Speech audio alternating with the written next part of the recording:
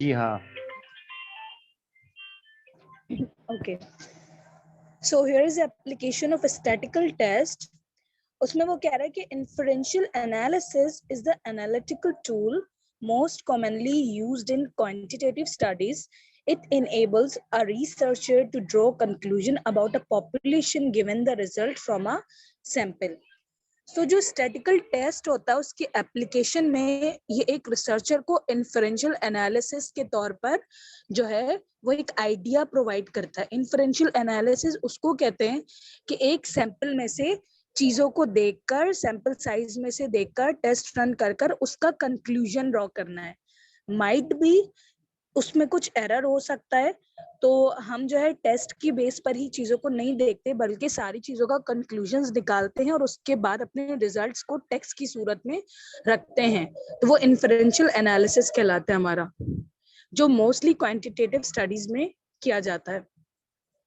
So quantitative test should be select a प्रायोरी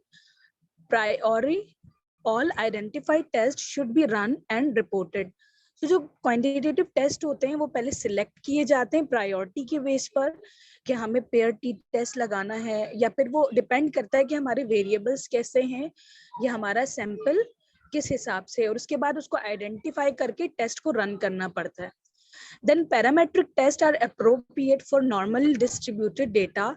Otherwise non-parametric test should be used. अगरचे हमारे पास जो data है वो नॉर्मली डिस्ट्रीब्यूटेड है तो हम उसके लिए पैरामेट्रिक टेस्ट का यूज करते हैं, जिसके अंदर हमारे पास बहुत सारे टेस्ट आ जाते हैं। और अगर डेटा नॉर्मली डिस्ट्रीब्यूटेड नहीं के लिए नॉन पैरामेट्रिक टेस्ट यूज करते हैं, जस्ट लाइक काई स्क्वायर वगैरह। देन फोर्थ में statistical analysis can B parametric के यूनिवेरिएंट, बताओ, बाइवेरिएंट। पैरामेट्रिक में नॉर्मल डिस्ट्रीब्यूटेड कौन से टेस्ट है? आज बताया था मैंने। सर नॉर्मल डिस्ट्रीब्यूशन के लिए हम सैंपल टेस्ट यूज करते हैं और इंडिपेंडेंट टी टेस्ट यूज करते हैं और जो है पेयर टी टेस्ट भी यूज करते हैं इसके लिए। ओके। अगर हमारे पास जो है मल्टी वेरिएबल्स होते हैं तो फिर हम उसके लिए अनोवा टेस्ट वगैरह यूज करते हैं। मोर देन 2 अगर हो। देन उसके बाद statistical analysis can be univariate, bivariate और multivariate depending on the nature and number of variables involve. हमने पहले ही बात कर ली इसकी, जो हमारे पास स्टैटिकल एनालिसिस होती है वो हमारे पास वेरिएबल की जो है वो बुनियाद पर हम टेस्ट लगाते हैं कि हमारे वेरिएबल्स कैसे हैं, एक है, दो है या फिर मल्टी वेरिएबल्स हैं। Then statistical significance indicates that a result is not due to standard error, therefore the effect can be assumed to be real. जो स्टैटिकल सिग्निफिकेंस टेस्ट होते हैं वो सिर्फ इंडिकेट नहीं करते कि ये रिजल्ट वो इस टेस्ट की वजह से है या फिर इस स्टैंडर्ड एरर की वजह से है, therefore the effect can be assume to be real. हो सकता है कि वो जो एरर आ रहा है, जो अज्यूम किया जा रहा है, वो वाकई एक एरर हो। Then standard error is the amount of variability in the sample that is due to sampling procedure.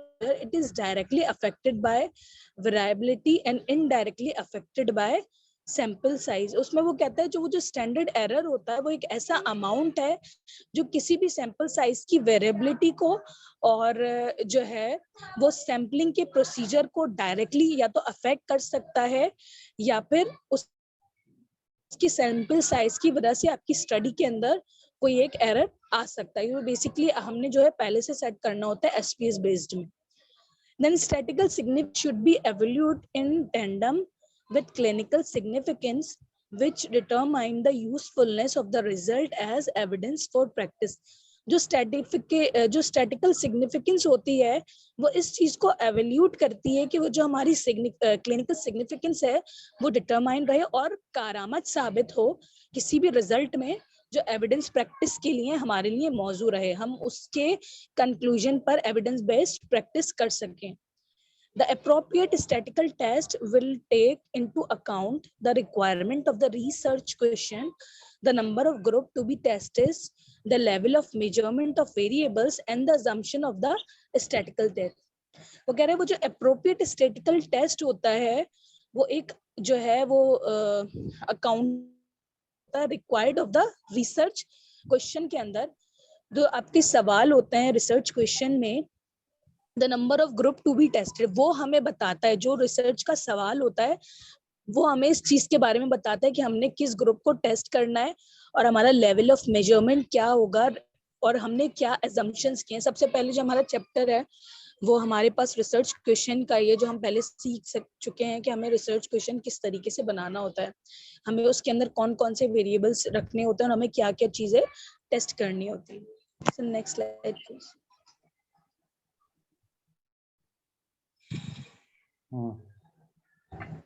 The ZOT test is appropriate for analyzing difference between means. As a consequence, these tests are useful when differences in interval level variables are contrasted in two groups. वो कह रहा है कि जो Z test और T test होता है वो appropriate होता है इस चीज को जांचने के लिए कि जो आपका रिजल्ट है वो मीन से कितना दूर है।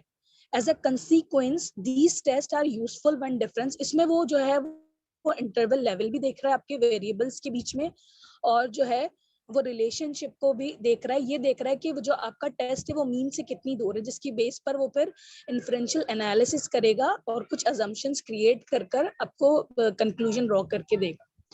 Then the chi-square test is appropriate for analyzing differences between proportions. As a consequence, it is useful when differences in a nominal or ordinal level variables and contrasted between two groups. हमने बताया जो chi square test होता है वो basically हमारे पास SPS based होता है, जिसमें हम जो है वो रिलेशनशिप देखते हैं दो वेरिएबल्स के दरमियान कि इन दो वेरिएबल्स के दरमियान रिलेशनशिप कितना स्ट्रांग है, जो है वो बहुत ज्यादा हाईली स्ट्रांग है, मॉडरेट है या फिर वीक है।